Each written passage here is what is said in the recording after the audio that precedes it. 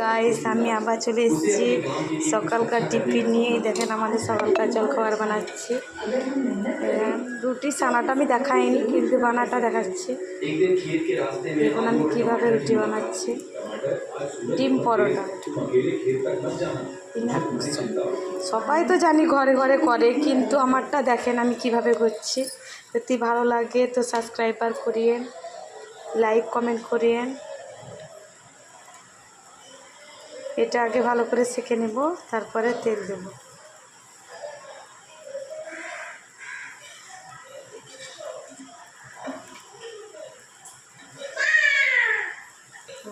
তেল দিয়ে দিলাম।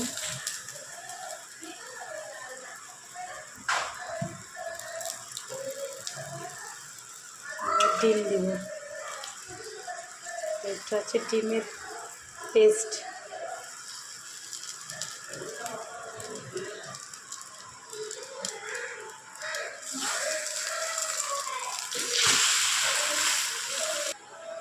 এইভাবে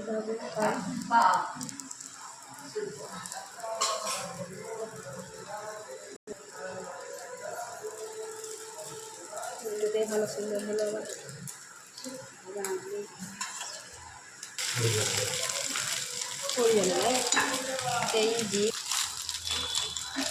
দেখুন হয়ে গেল কমপ্লিট সব কিছু। শুভ সকাল।